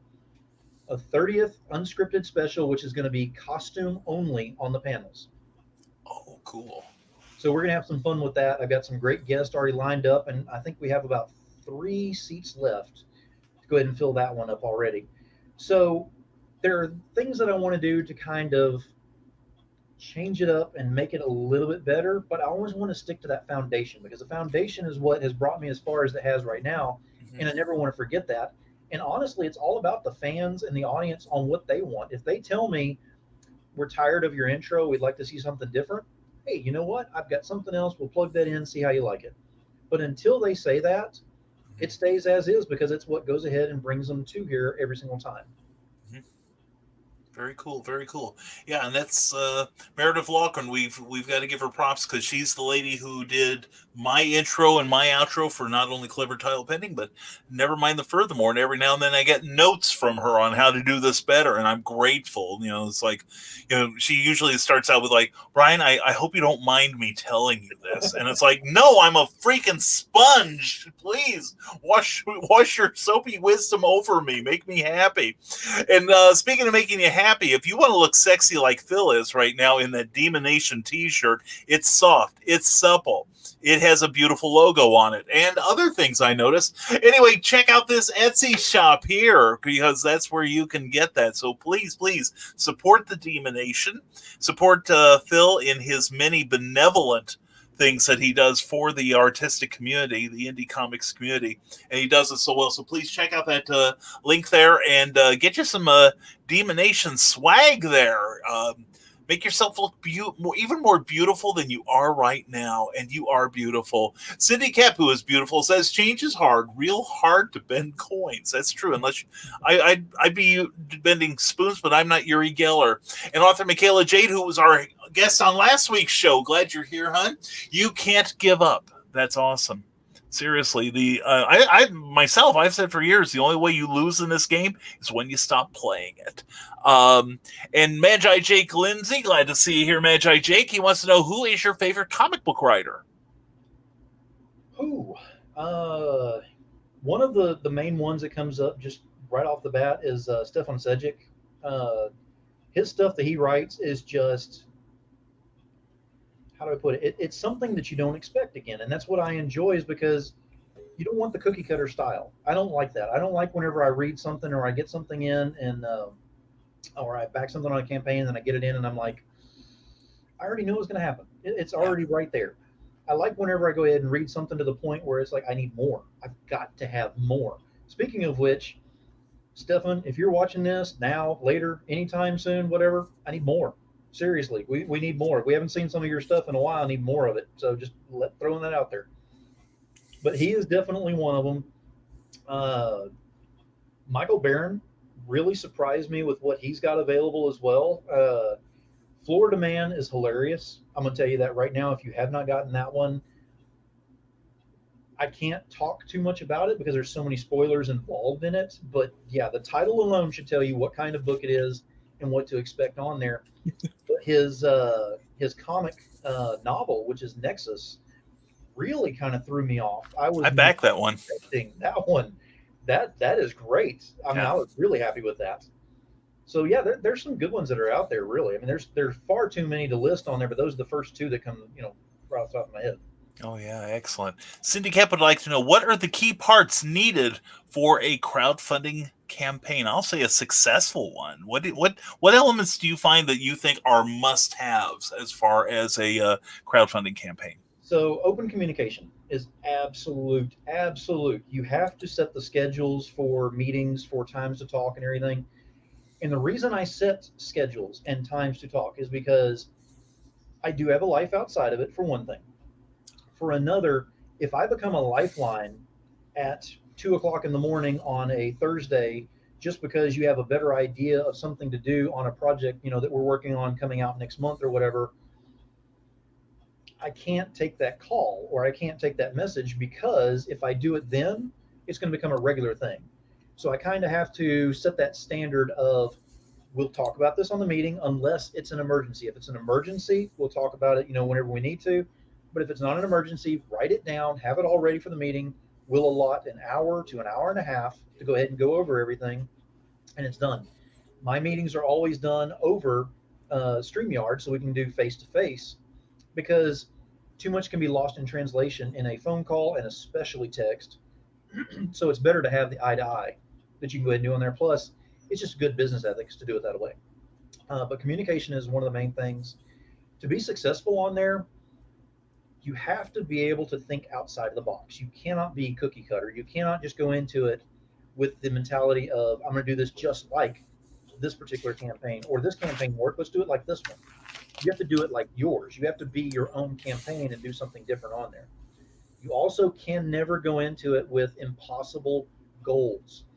If you go into it saying, this is my first ever book, if I go next year with my book and say, all right, I'm putting this on Kickstarter, you know what? I've been doing this for a while and I've got a good enough following. I'm looking at $75,000. I'm going to make that on this book. See, Brian's already laughing because he knows. He's like, yeah, no, you're not. No, you're not. I've seen it before. And it's a sad thing. So you have to go into it with the expectation of real expectations on there.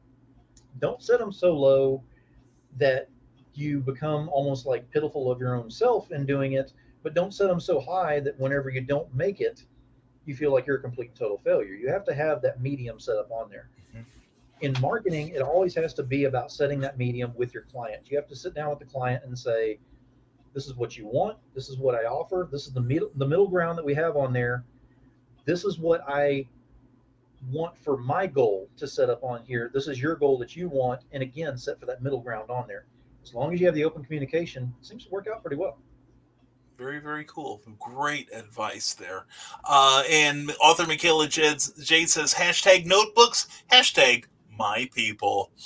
Oh yeah, you gotta have that stuff. You gotta put it down while you think of it. We've got a few more questions here for our great guest, Jeff Hayes, who is responsible for the book intros that you saw at the start of this program. If you were impressed by those, check out Plasma Fire Graphics when the look of your book matters to you, and the sponsor of tonight's episode. He would like to know, what changed your mind about the digital art realm? I have some old school art directors that won't even consider my work because it's digital, looking for ways that might sway them or wake them up. What would you recommend, Phil? Show them. It's always about the evolution. So show them from the beginning, not just the beginning and the end. Show them the beginning to the end. So show different parts in there for the evolution on there, so they can see what all is entailed and how difficult it actually is. Like I said, whenever I start seeing you bringing up 812, little bitty squares on there, and you figure out which brush stroke and everything you need on there, and then you go ahead and you map off, whatever you want on there, you blow it up, you move it around, you invert the image, you change up the left hand to right hand by clicking one button on there.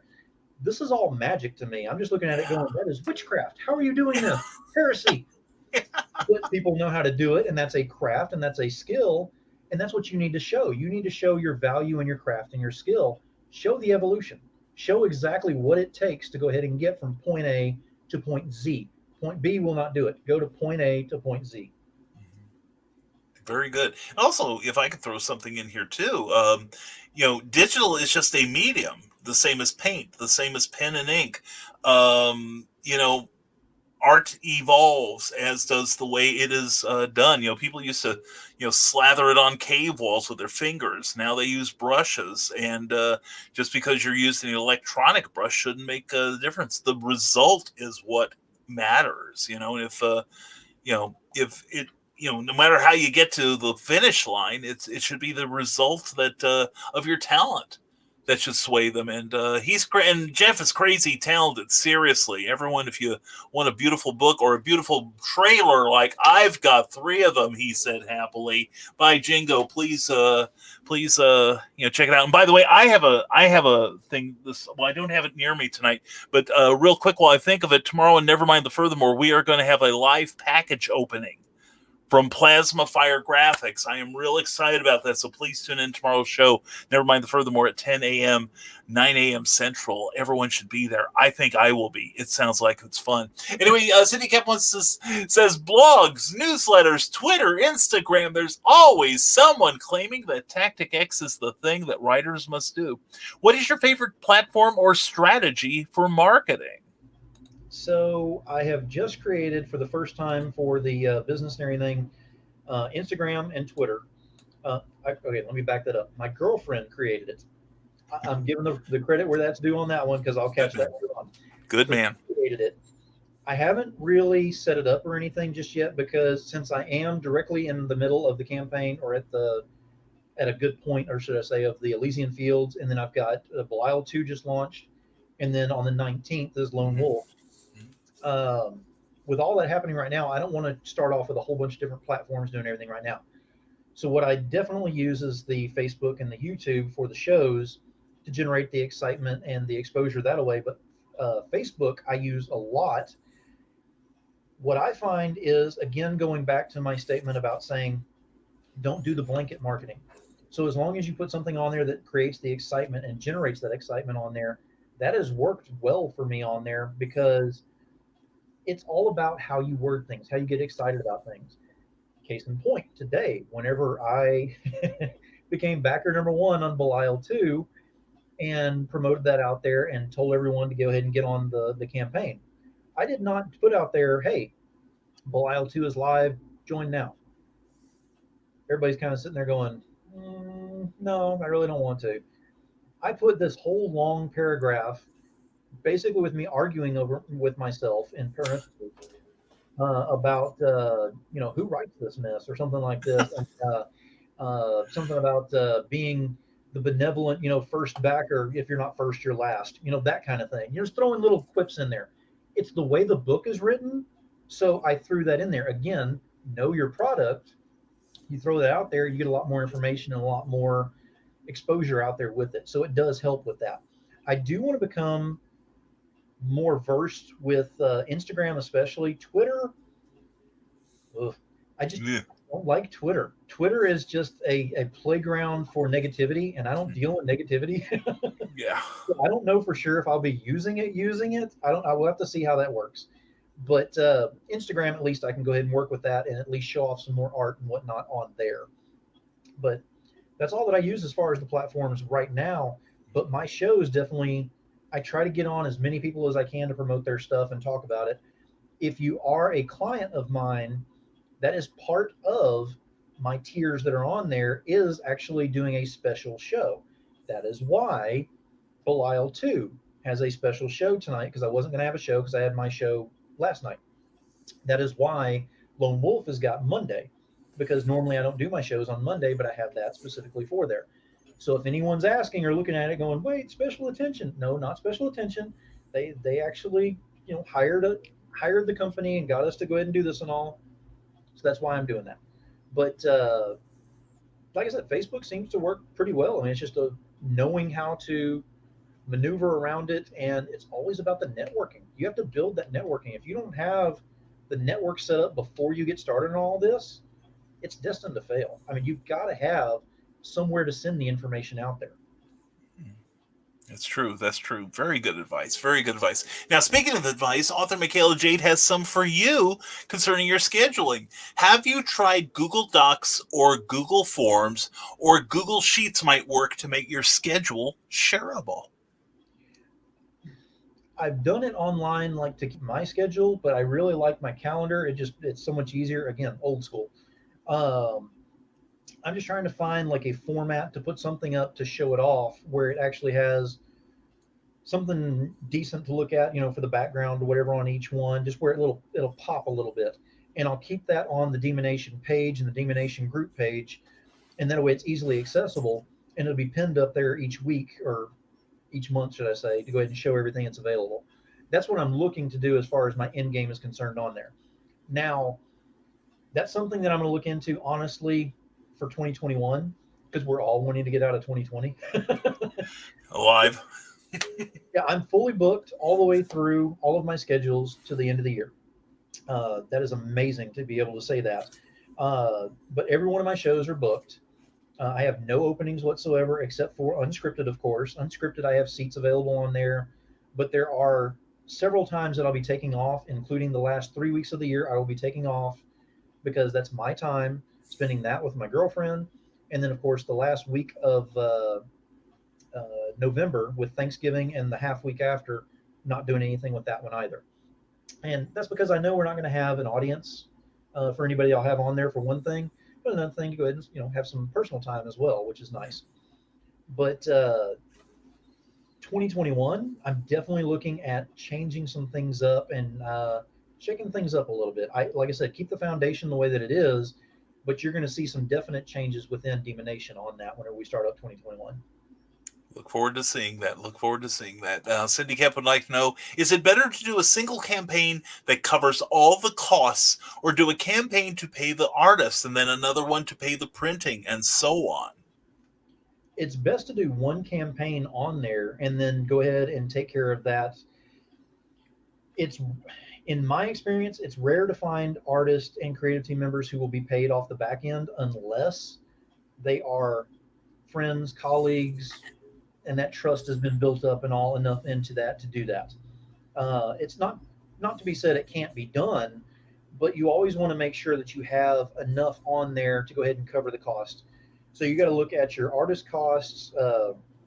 If you have editing, if you have anything in there that you need to cover the cost on, you need to look at that. You need to look at how much printing is going to be, and that's going to be just an average of what you're looking at is how many backers you want to have on there as a goal.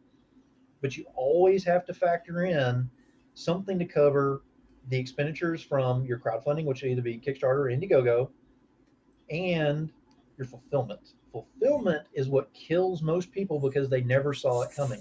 They didn't expect it to be that expensive to go ahead and do it.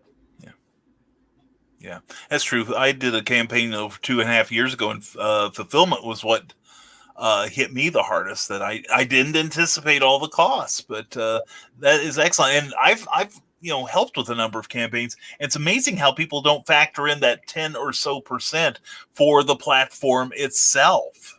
Exactly. Yeah, and plus the fact that you're going to be about 2 weeks before you get it. But the nice thing is they collect it for you. So. And Cindy Cap shares her technique with us. Yeah, I write drafts on paper, read them to Dragon, to type them in, then edit the crazy into them. So there we go. There, you have no excuse now, Demon Phil, for not writing your novel. And Phil Max, yes, Phil Max says, hey, Brian and Phil, good to see you, man. Glad you're here. And Joe McKeel says, great show, gentlemen. It has been very enlightening. Much appreciated. Very cool. Yeah. And Jeffrey Hayes says, good advice. I always felt I would be boring peeps if I did that. Thanks, Phil. And here we go. The lady that likes a good plugging, author Michaela Jade, she says, I like packages. I will be there. Well, I'll be showing you my package tomorrow morning, so you'll want to get a good seat for that. And Phil is like, well, is there a back door to this place? And Trevor Hawkins goes, how do you feel about the comic book being considered a fine art medium and classic literature? It depends on what it is, because it's all about taking something that is unrealistic and giving it structure, giving it some kind of substance. In a world where we're trying to get away from reality as much as possible, especially this year, and everybody knows that is absolutely true, it's all about just giving that form to the comic or whatever you're looking at. If that form is something that is strictly a comic or strictly a graphic novel or something like that, that's one form on there. If you're looking at fine art or if you're looking at classic literature or whatever, it can take on that form. It's all in how you look at it and how you want it to be perceived through your eyes. Different people look at it different ways. Honestly, some of Stefan Sedgwick's stuff that he's got can actually be considered classic literature if you look at it that way. It's all in how it's perceived by different people. Yeah.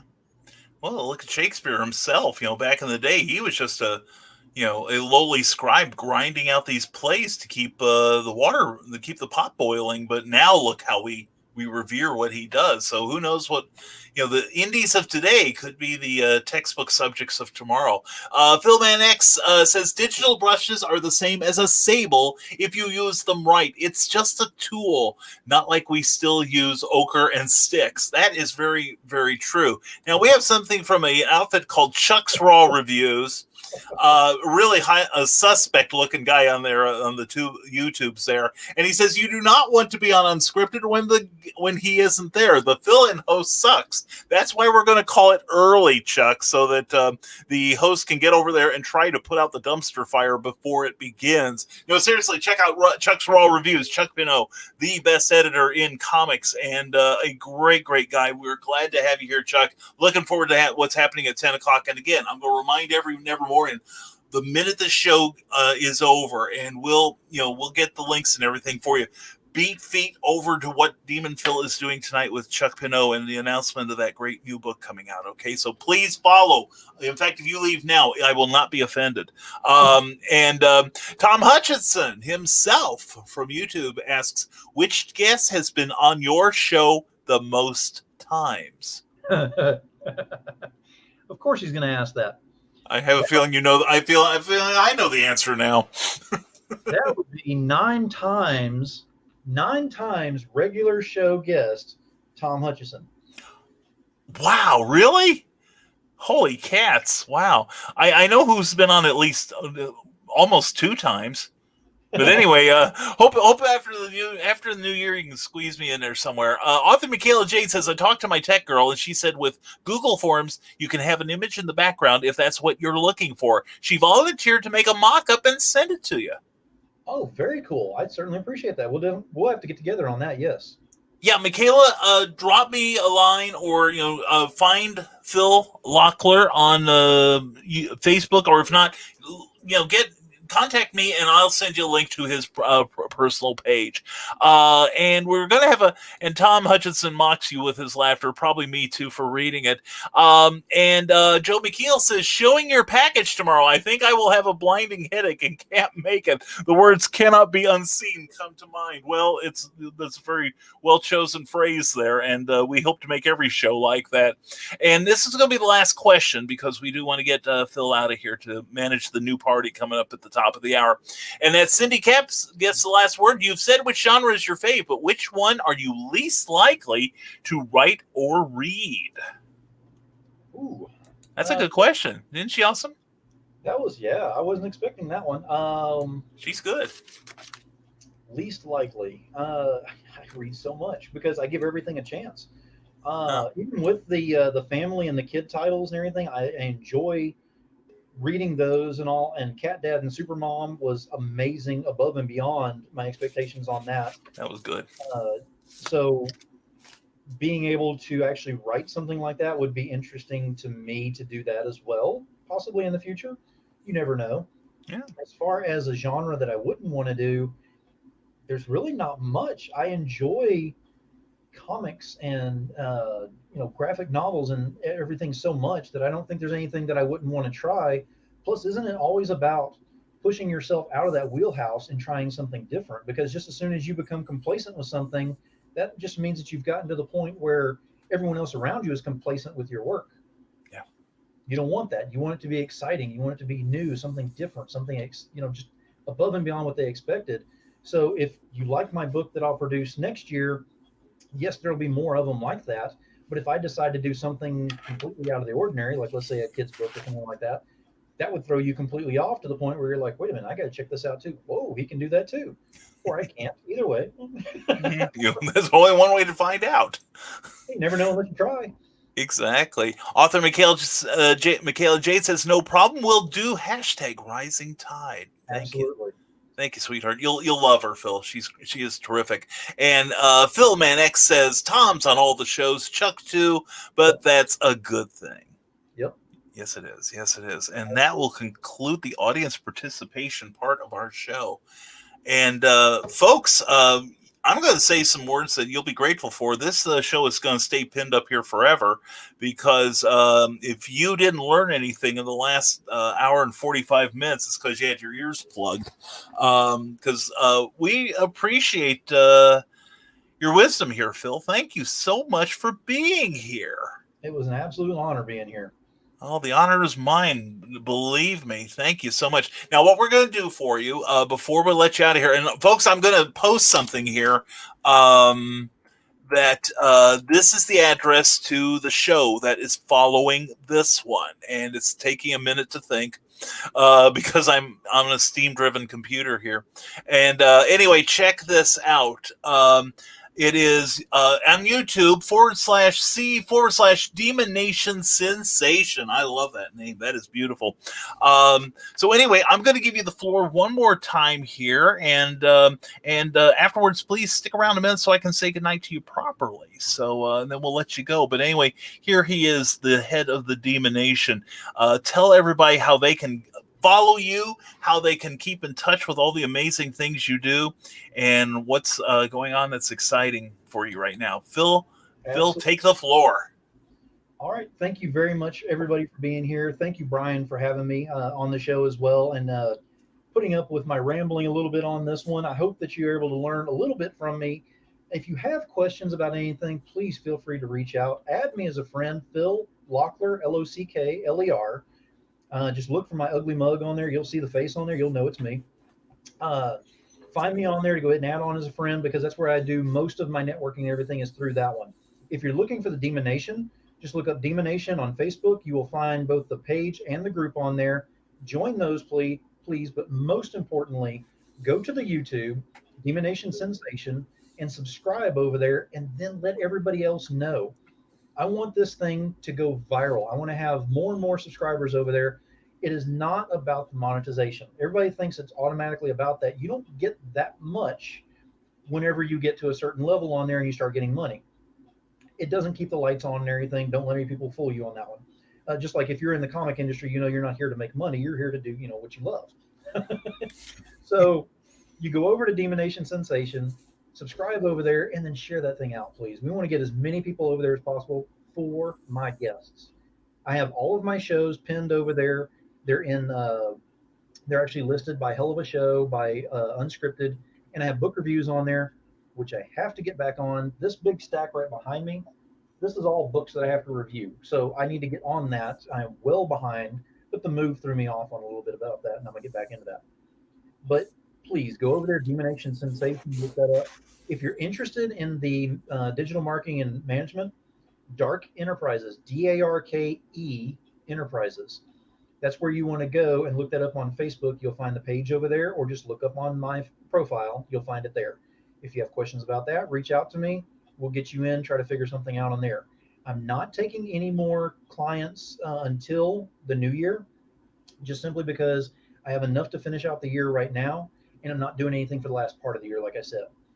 The last thing that I want to say before I go ahead and take off on here is I'm going to go ahead and give Brian a shout out right now, because with the rising tide, had that not have been mentioned and started in all this, it probably would not have set the ship in motion. We'll go ahead and use the pun right there.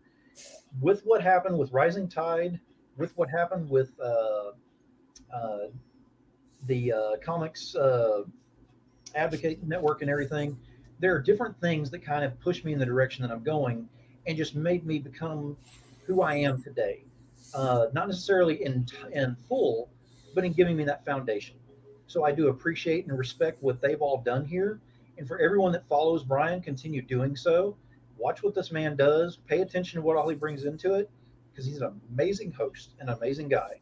So make sure you follow him on that. Aside from that, you want to see more of Brian, let him know he needs to be on Unscripted, and I will put him back on there, and we will have some fun, get some laughs going, and everyone of y'all need to be over there watching that as well. So that's where you can find me, and that's what's going on. Fantastic. I'm a little verklempt. Thank you very much, Phil. I appreciate that shout out. And definitely follow the shows that Phil does. Seriously, he does some super broadcasts. And like I said, that's what this show wants to be when it grows up. It's, list your 3 shows, please, and the times, if you would, please. So the shows that I have are Tuesdays and Thursdays at 10 p.m. Eastern is Demon Phil's Hell of a Show. That's my interview show. And then on Saturday nights at 11 p.m. Eastern on YouTube only, that is Unscripted. Now, what we didn't talk about, and I'm going to plug real quickly because it's official now, I am the official co-host of the Monday Comics Newswire on what's no longer called that anymore. It's Terraform something. They just renamed. Yeah, they just renamed it. Yeah. They just renamed it today, so I apologize about butchering that. But they're Terraform something. But they have the Comics Newswire, which is on at 11 a.m. Yeah, you see the demon before noon. That's not pretty. It's more like Zombieville at that point. But I am the co-anchor on there, and I'm working directly with Rob on that one, so we can get the news out there about what's happened over the weekend and what's happened on Mondays. So it kind of gets that excitement, get that boost going for the beginning of the week, and let you know what's going on within the world of comics and pop culture. Fantastic. Well, thank you very much, Phil Lockler, for being here, man, and thank you for all the kind words, man. And I'll back at you 10 times. Seriously, you deserve all the accolades you have gotten, with more on the way, and we will follow you with avid interest. So I'm going to take over for a minute, mute you, and then, like I said, we'll say a brief goodbye when this is over after I get the business done here. And again, thank you so much, Phil Lockler. Appreciate you so much, man. Thank you. All right. And I'm taking over the screen now because it's my show. Anyway, no, thank you again to Phil Lockler, who we have kind of a mutual admiration society. He inspires me, and it's, I want to thank him again for those kind words. But anyway, tomorrow morning on Never Mind the Furthermore, we're going to have a package opening from Plasma Fire Graphics. I don't know what I'm getting. I feel like a kid. He knows he's getting a Christmas gift tomorrow. But anyway, please join us tomorrow at 10 a.m. Eastern, 9 a.m. Central for tomorrow's Never Mind the Furthermore. And also, please check out this link here that you see in the corner right after I sign off, because they're going to have a big party over there with Demon Phil and Chuck Pinot and all the cool stuff going on with a brand new comic project. You got to check it out. I'll be over there probably soon too. But also, when you're done with that, please go to risingtide.pub. That's our website where you can sign up for my free monthly newsletter. The next issue will go out November 1st. And we have guest editorials. We have special links and special videos. But most of all, we have motivation, education, and inspiration within those pages. And when you sign up, we do not give away, sell, or trade your information. In fact, if you don't want to go to that site, just send me a DM on Facebook, and I will, with your email address, and I'll sign you up personally. And if you're watching this on YouTube, whether it's on the Geek Insider channel or the Brian K. Morris Rising Tide Publications page, please give that page a like. If you like this video, and I don't know why you wouldn't, give it a big thumbs up and share it with your friends so that other people can see the wisdom of this great guest of mine. Also, please ring that bell so you'll be notified of any upcoming shows.